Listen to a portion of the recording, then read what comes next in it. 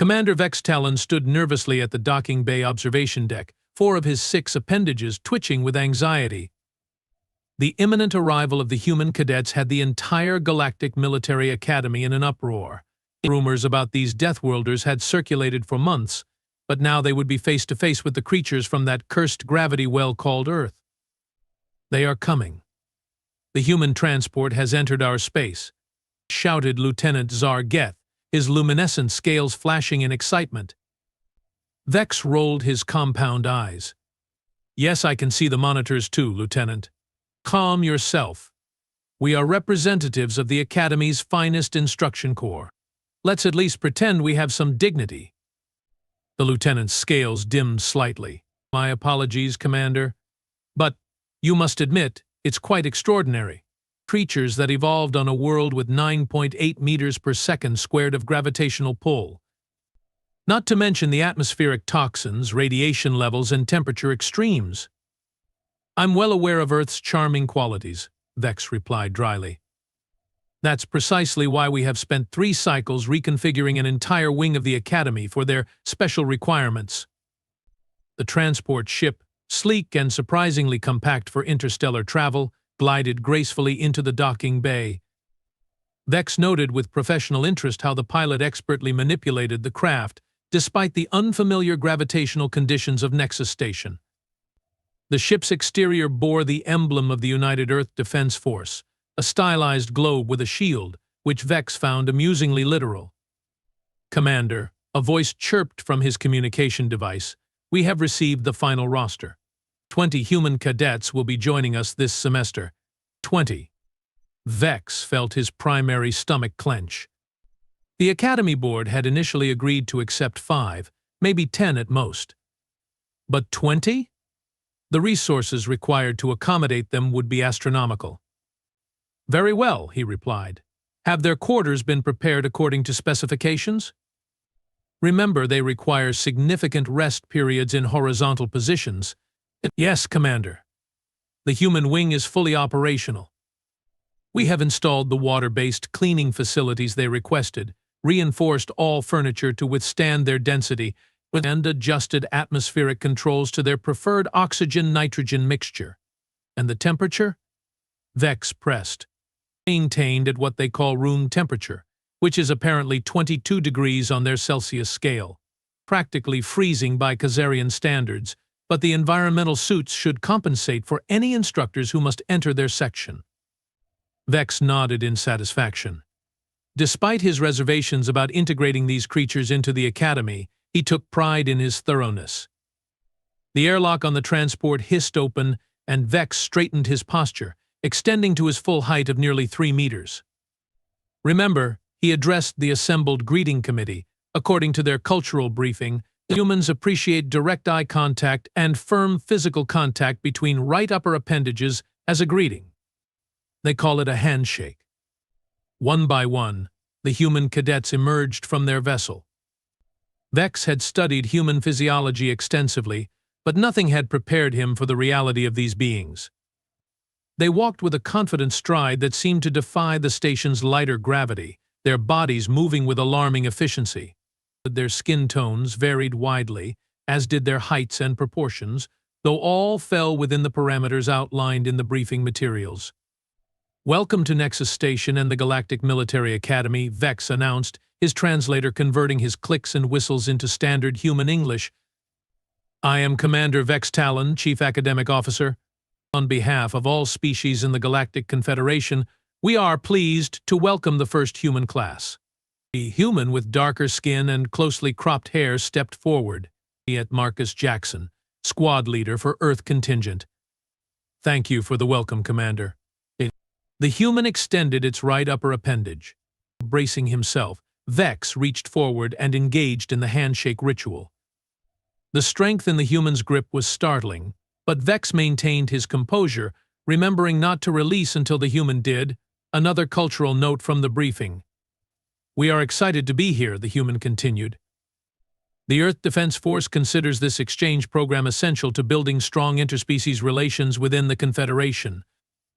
"Yes, quite," Vex replied. "We are equally enthusiastic about the knowledge exchange." Now, if you will follow Lieutenant Zargeth, he will show you to your quarters. We have attempted to recreate Earth conditions as accurately as possible. I'm sure it will be fine, Commander, another human said, this one with longer hair tied back and lighter skin. We have all trained in various atmospheric conditions. Adaptability is part of our skill set. Vex regarded this human with increased interest. You are Cadet Alara Donovan, specialized in xenobiology and combat medicine. Ah, yes, your academic records are quite impressive, Cadet Donovan. The human's facial features rearranged into what Vex recognized as a smile. Apparently, this was a positive response. As the humans followed Zargeth toward their quarters, Vex overheard two of them conversing in low tones. Did you see how they all flinched when we stepped off the transport? One whispered. Yeah, replied another, suppressing what sounded like laughter. 10 credits says they have got us all labeled as dangerous predators by nightfall. You are on. I give it 2 hours, tops. Vex pretended not to hear, but inwardly acknowledged the accuracy of their assessment. The Academy staff had indeed been briefed about humans' predatory evolutionary path. Forward-facing eyes alone marked them as hunters, not to mention their alarming dental structure and carnivorous dietary requirements. Back in his office, Vex reviewed the training schedule for the human cadets. Their first practical exercise would be tomorrow, a standard combat simulation designed to assess their tactical thinking and physical capabilities. Normally used for first-year cadets of all species, it would provide valuable baseline data on human performance. Computer display historical performance metrics for the Alpha 7 combat simulation, Vex commanded. The holographic display flickered to life, showing average completion times, success rates, and injury statistics across various species.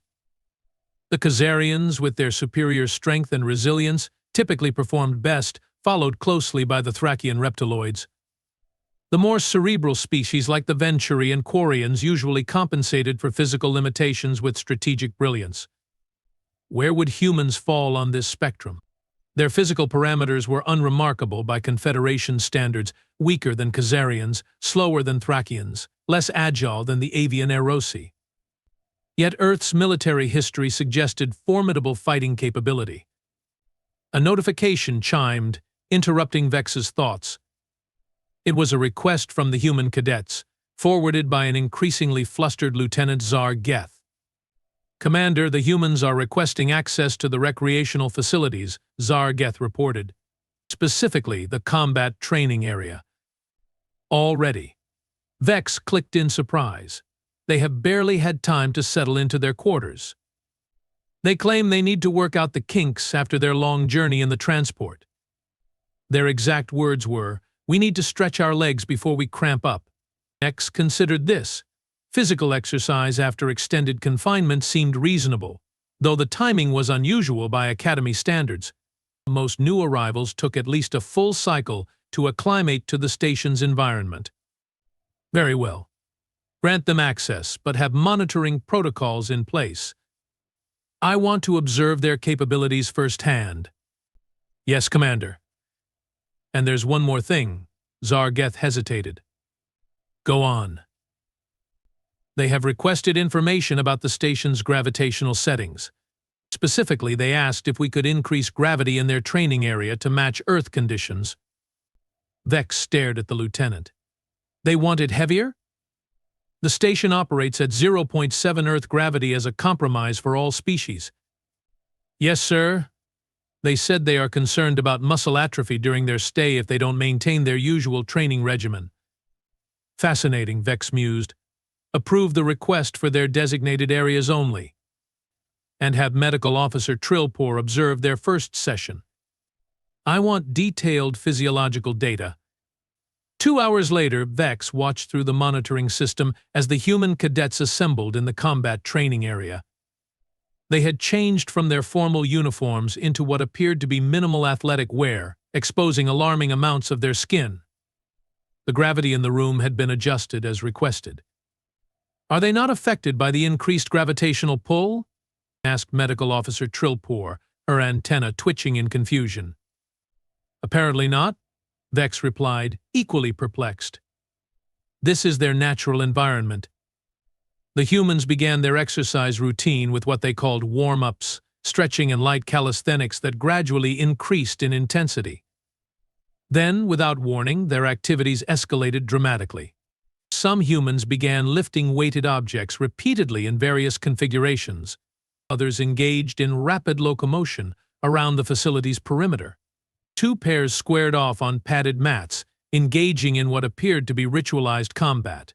Great galaxies, whispered Trilpor. Look at the impact force they are generating. Vex watched in astonishment as one human threw another to the ground with alarming velocity. The fallen human, rather than showing distress, immediately sprang back up and continued the bout. Are they not injuring each other? Vex asked. Their vital signs show elevated heart rates and respiratory function, but no indicators of significant trauma, Trilpor replied, studying her medical scanner. Their skeletal reinforcement and muscular elasticity appear to absorb impacts that would fracture bones in most Confederation species. As if to demonstrate this point, one of the running humans suddenly increased speed dramatically, sprinting at full force before leaping into the air and being caught by two others. They repeated this exercise multiple times. What possible combat application does that maneuver have? Vex wondered aloud. I believe they call it trust building, Trilpor offered. According to the cultural briefing, humans place high value on social cohesion and unit integrity. The exercise session continued for nearly 2 hours. By the end, the human skin glistened with moisture, another unsettling biological function, but they showed no signs of serious fatigue. Their endurance is remarkable, Trilpor noted, especially considering they have just completed interstellar travel and are in an unfamiliar environment. Vex nodded slowly. Adjust the combat simulation parameters for tomorrow. I suspect our standard metrics may not apply. The following morning, Vex arrived early at the simulation chamber. The Alpha 7 combat scenario had been a cornerstone of Academy training for decades, designed to test cadets under pressure without placing them in genuine danger. The holographic enemies, obstacle courses, and tactical challenges were calibrated to push each species to their limits while remaining theoretically completable. The human cadets arrived precisely on schedule, now dressed in their standard training uniforms and reinforced fabric in muted earth tones with their names and Earth Defense Force insignia prominently displayed. Good morning, Commander Cadet Jackson greeted. We are looking forward to today's exercise. Yes, well, Vex replied, this simulation is designed to assess your baseline capabilities. Please understand that it's calibrated for a wide range of species, so if you find it too challenging. We will manage, interrupted Kadadavan with that same disconcerting smile. We reviewed the briefing materials last night. Vex nodded uncertainly. Very well. You will enter in teams of 4. The objective is to navigate the simulated environment, neutralize holographic adversaries, and reach the extraction point within the time limit. The system will track your performance metrics automatically. The first team of humans entered the chamber, and Vex joined the other instructors in the observation room. The simulation activated, generating a hostile landscape with limited visibility, hazardous terrain, and numerous enemy combatants. What happened next would become legendary at the Academy. The humans moved through the simulation with shocking efficiency, communicating with subtle hand gestures and minimal vocalization. Their tactical approach was unlike anything Vex had seen, neither the brute force favored by Khazarians nor the methodical precision of the Venturi. They are improvising, remarked tactical instructor Grex Vor. Look how they are adapting their formation based on changing conditions. Indeed, the humans seem to operate with a fluidity that the simulation's metrics struggled to categorize.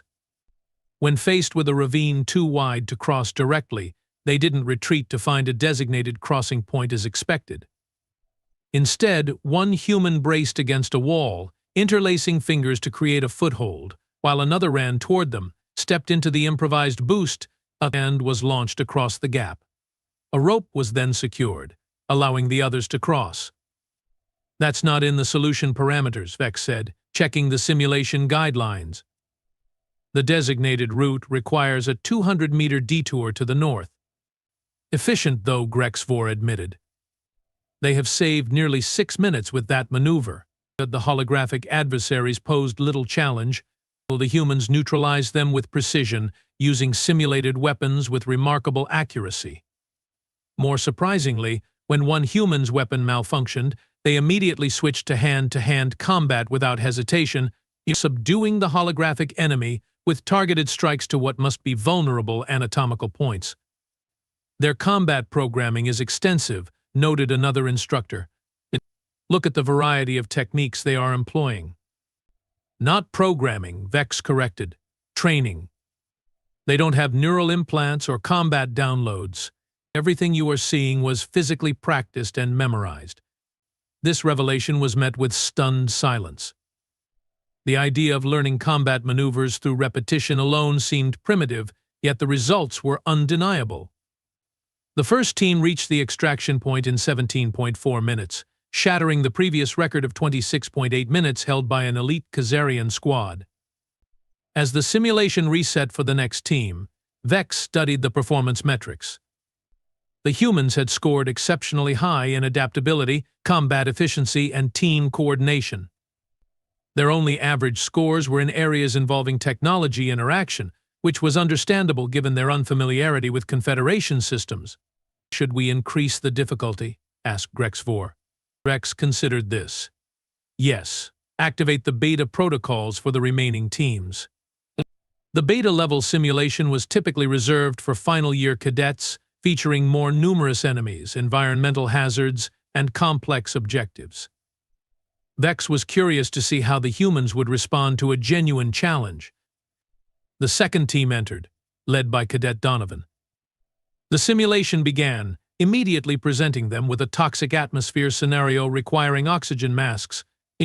The cadets quickly donned the equipment and proceeded into a structure filled with hostiles. What happened next defied explanation. Upon encountering a numerically superior force, the humans didn't retreat to a defensible position as tactical doctrine would suggest. Instead, Cadet Donovan pointed to ventilation ducts above, and within seconds the team had scrambled into the ceiling infrastructure. "They are bypassing the entire central chamber," Grexvor exclaimed. "That's not even registered as a viable path." "The ducts shouldn't support their weight," Vex said, checking the simulation parameters. "The system calculates those as non-traversable routes for any species larger than Quarian juveniles. Yet traverse them they did, emerging behind the enemy position and executing a perfect ambush." The rest of the simulation proceeded similarly, with the humans consistently finding solutions that circumvented expected pathways. This team completed the course in 19.2 minutes, slower than the first team, but still well under any previous record for the beta-level simulation. As the final human teams completed their runs with similarly impressive results, Vex found himself reevaluating everything he thought he knew about these creatures. Their performance defied standard classification. They weren't the strongest, fastest, or most technologically advanced species in the Confederation, yet they displayed a combination of physical capability, tactical ingenuity, and adaptive thinking that was genuinely unique. Later that evening, Vex submitted his preliminary report to the Academy Board, concluding with an assessment that would soon become famous throughout the Galactic Confederation. Regarding the integration of human cadets into Academy training protocols, initial data suggests we have severely underestimated their capabilities. Their evolutionary development on a high-gravity Deathworld has produced not merely physical resilience, but a problem-solving approach that defies conventional parameters. They appear to view obstacles not as barriers but as features to be exploited. Standard evaluation metrics may be insufficient to properly assess their potential contribution to Confederation security forces. I recommend immediate revision of all training protocols to incorporate these insights, as well as expansion of the human exchange program. In my professional assessment, we have much to learn from these Deathworlders. As he finalized the report, Vex received a notification from Lieutenant Zargeth. "Commander, the humans have organized what they call a welcome party in their quarters and have invited the senior staff." They mentioned something about cultural exchange and building bridges. Vex considered declining, but curiosity won out. I informed them I will attend briefly. Perhaps, he thought, there was more to these humans than met the eye, or all four of his eyes in his case. Tomorrow would bring new challenges, but for now it seemed prudent to observe these fascinating creatures in their natural social environment. After all, if they approached recreation with the same intensity as combat training, it promised to be an educational experience indeed. The welcome party in the human quarters was unlike anything Commander Vex Talon had experienced in his 67 cycles of existence. The normally austere Academy residential section had been transformed through the strategic placement of colored lighting elements, strange decorative items, and what the humans called music, rhythmic sound patterns that vibrated at frequencies that made Vex's exoskeleton tingle uncomfortably. Commander, so glad you could make it, Cadet Jackson greeted him, pressing a container of liquid into his appendage. Try this. It's a traditional earth beverage, an alcoholic version, of course. We respect Academy regulations. Vex examined the clear container. What do you call this? Lemonade, Jackson replied. Citrus juice, water, and sweetener.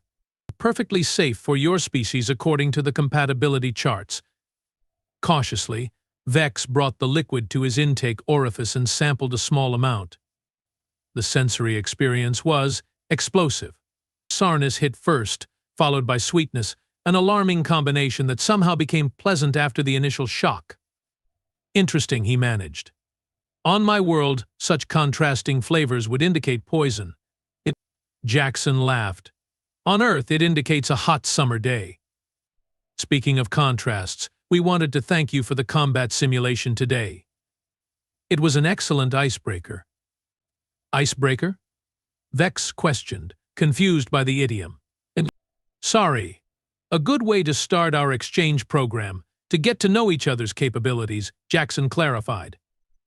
Across the room, Vex noticed Lieutenant Zargeth engaged in animated conversation with Cadet Donovan. The lieutenant's scales were fluctuating between excited orange and embarrassed purple, a concerning sign. Your lieutenant is quite interested in our medical technology, Donovan explained when Vex approached. I was just describing our emergency field procedures. Fascinating but primitive, Zargeth added. They still use manual blood vessel closure techniques, actual thread and needles to seal wounds. We call it stitching, Donovan said with a shrug. Sometimes the old ways work best, especially when you don't have access to molecular bonders or healing accelerators. But the pain response, Zargeth's scales pulsed a sympathetic blue. Pain is information, Donovan stated matter-of-factly. Useful information. Vex found this perspective disturbing yet intriguing. Throughout the evening, similar conversations unfolded, revealing aspects of human experience that challenged Confederation norms. The humans spoke casually about surviving in environments that would kill most sentient species, described recreational activities that involved deliberate risk, and recounted historical conflicts with casualty figures that made even veteran Academy instructors uncomfortable. Most disconcerting was their humor. They found amusement in scenarios involving potential harm or failure, often directed at themselves.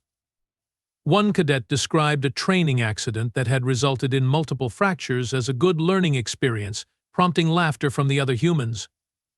I don't understand, tactical instructor Grex Vor whispered to Vex.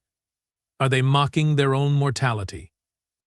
I believe, Vex replied slowly, they are demonstrating comfort with it. As the evening concluded, Cadet Jackson approached Vex once more. Commander, we appreciate the accommodations you have made for us, but we have a request regarding tomorrow's schedule. Go on, Vex said, bracing himself. We noticed the survival training exercise isn't scheduled until next month. We'd like to move it up, if possible. Our team is eager to experience alien environments firsthand. Exercise takes place on Dromos E, Vex explained. A Class 4 hazardous planet with extreme temperature variations, toxic flora, and predatory fauna. It's deliberately scheduled late in the semester to allow cadets adequate preparation. Jackson nodded. Understood. Sounds like a standard weekend camping trip back home. But we respect your curriculum sequencing. The casual comparison to recreational activity was so absurd that Vex nearly missed the acquiescence. You accept the schedule as planned? Of course, Commander, Jackson replied with that unsettling human smile. We are guests here. But perhaps you'd consider allowing us to use the survival equipment for some practice sessions on station? Just to familiarize ourselves with your gear. That seems reasonable, Vex agreed, relieved by the modest request. I will authorize access to the equipment bay. As Vex departed the human quarters, he couldn't shake the feeling that he had somehow been maneuvered into a concession whose full implications he didn't understand. His suspicions were confirmed the next morning when he received an urgent message from the equipment bay supervisor.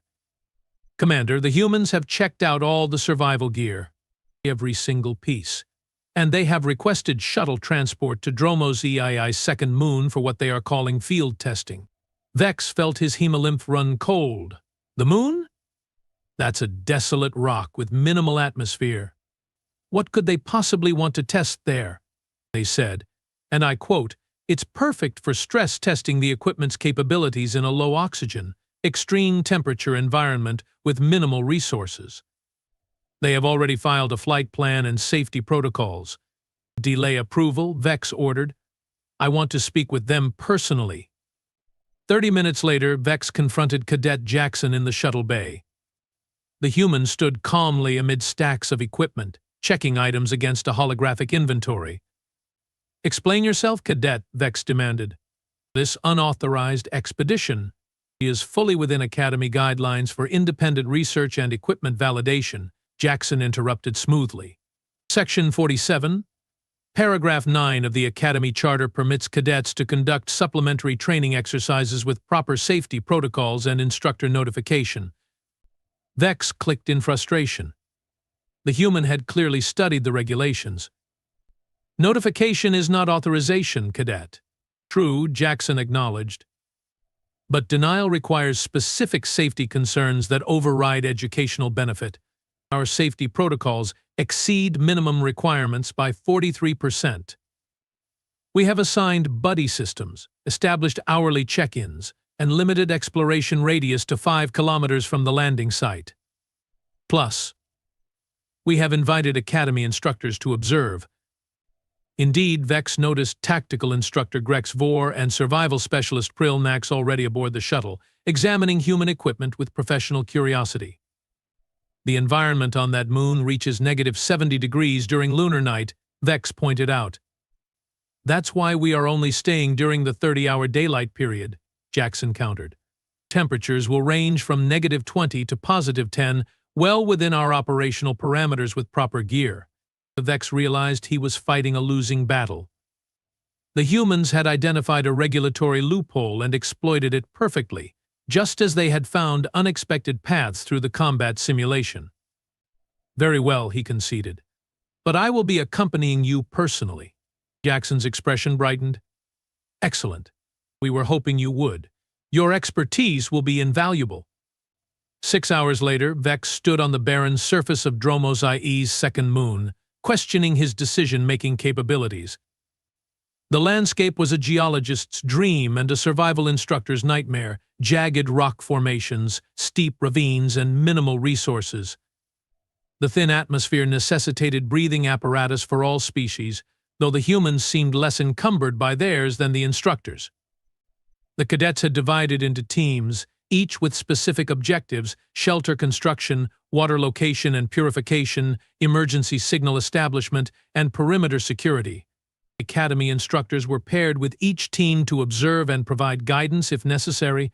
Vex accompanied the shelter team, led by Cadet Donovan. Rather than using the standard deployable habitats from their equipment, the humans were experimenting with natural materials supplemented by minimal gear.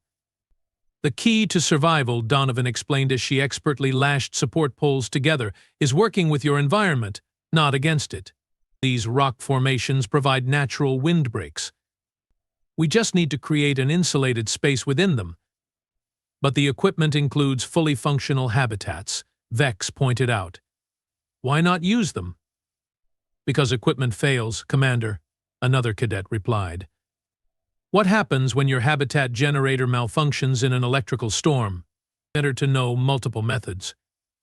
This pragmatic redundancy was a recurring theme.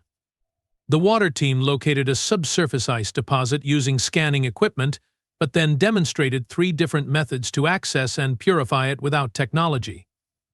The security team established an electronic perimeter but also created primitive alarm systems using local materials.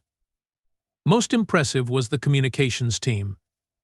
After establishing standard emergency beacons, they proceeded to construct a rudimentary analog transmitter using components harvested from non-essential equipment.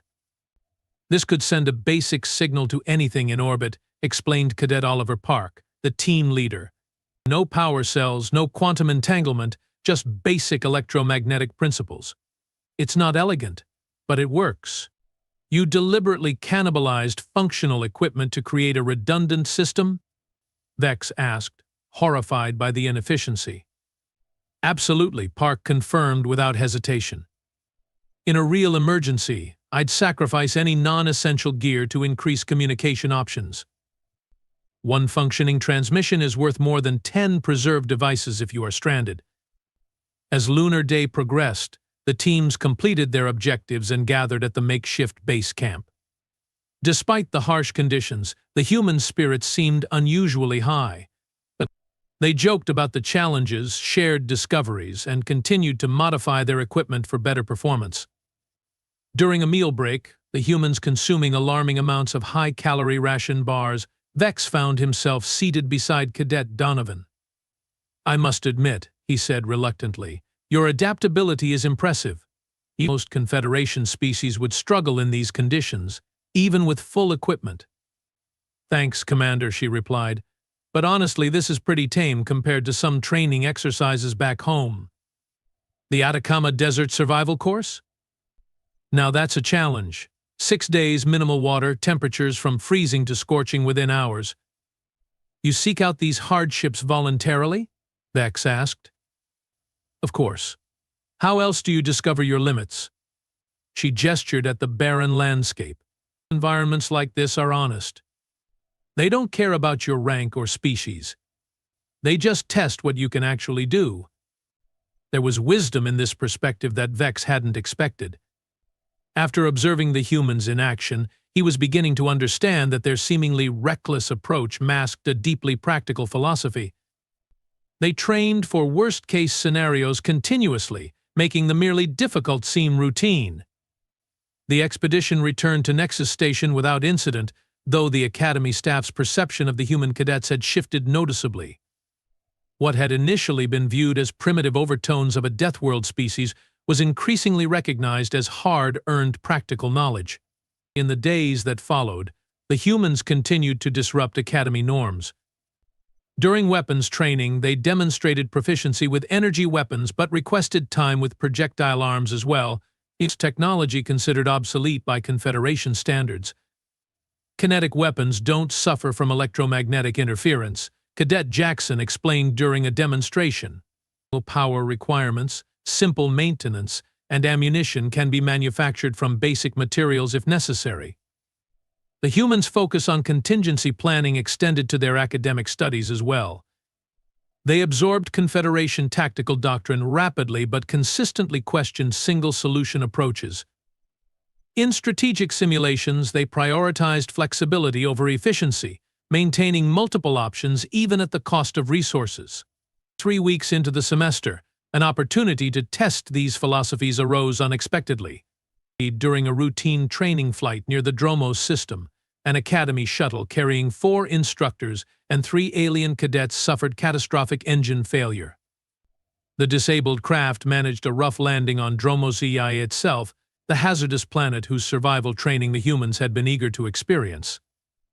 The emergency beacon activated automatically, but rescue operations would be complicated by the planet's atmospheric conditions. Violent electrical storms interfered with precise transportation technology, necessitating a search and retrieval mission by conventional shuttle. Commander Vex was coordinating the rescue response when Cadet Jackson and his team arrived at the command center. We volunteer for the retrieval mission, Jackson stated without preamble. Absolutely not, Vex replied firmly. Dromos EE is a Class 4 hazardous environment. This is a job for experienced recovery specialists. With respect, Commander, Jackson countered, your specialists are accustomed to operating with full technological support. The conditions on Dromos will degrade that advantage. Our team has trained specifically for technology-limited extraction in hostile environments, but Vex hesitated. The humans' assessment wasn't wrong. The Confederation's rescue protocols relied heavily on transportation beams, environmental shields, and other advanced systems that would function poorly in Dromos' ionized atmosphere. Additionally, added Cadet Donovan, 2 of the stranded instructors are Thracians. Eating their metabolic requirements in cold environments will demand immediate medical intervention. I have studied their physiology extensively.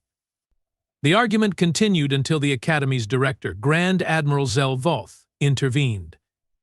The humans make valid points, the imposing Khazarian stated. I approve their participation with appropriate Academy oversight.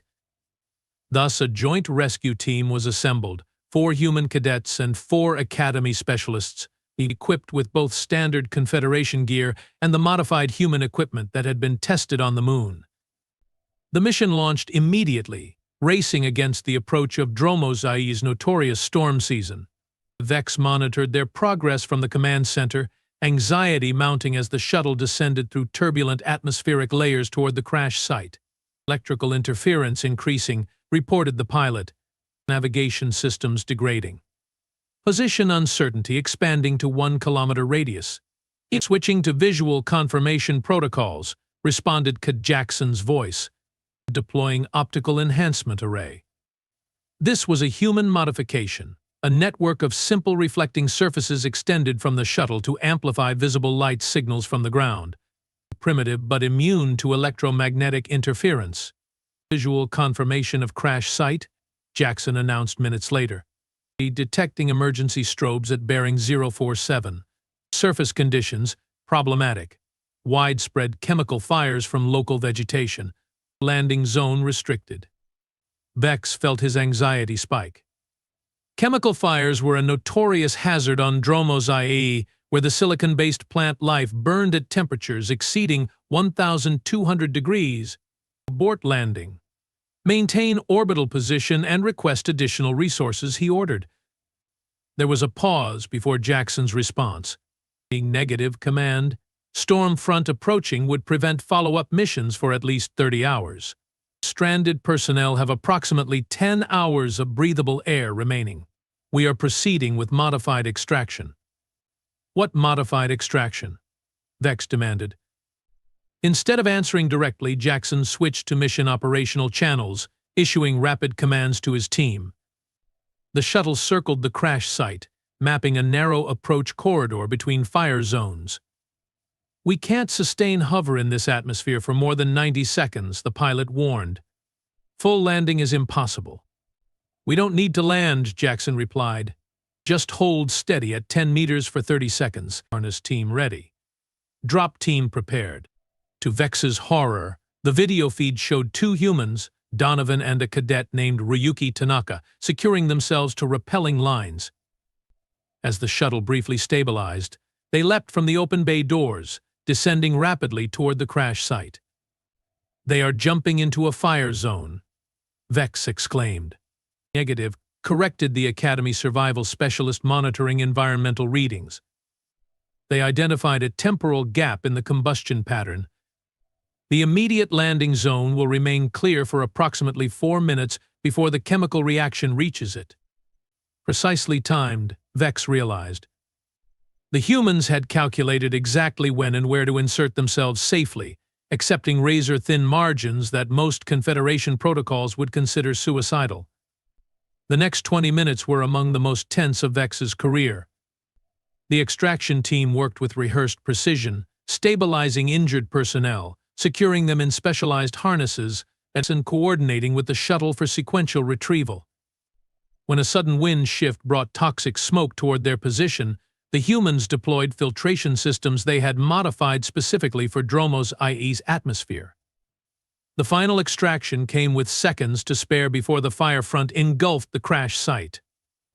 The shuttle, straining against atmospheric turbulence, successfully broke orbit and returned to Nexus Station with all personnel intact.